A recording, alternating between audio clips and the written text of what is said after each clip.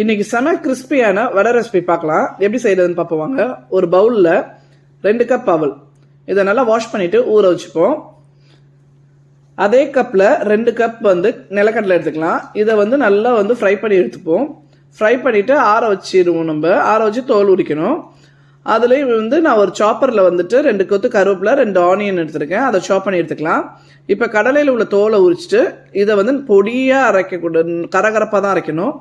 இப்போ அவளை வடிகட்டிட்டு நம்ம அரைச்சி வச்சிருக்க கடலை பொடி, 1/2 ஸ்பூன் சோம்பு, சாப் பண்ணி வச்சிருக்க ஆனியனு, தேவையான அளவு உப்பு, 1 ஸ்பூன் மிளகாத்தூள், இது 1 கைப்பிடி அரிசி மாவு, இதுதான் நான் சேர்த்துருக்க பொருள். இதை சேர்த்து நல்லா பிசைஞ்சிக்குங்க.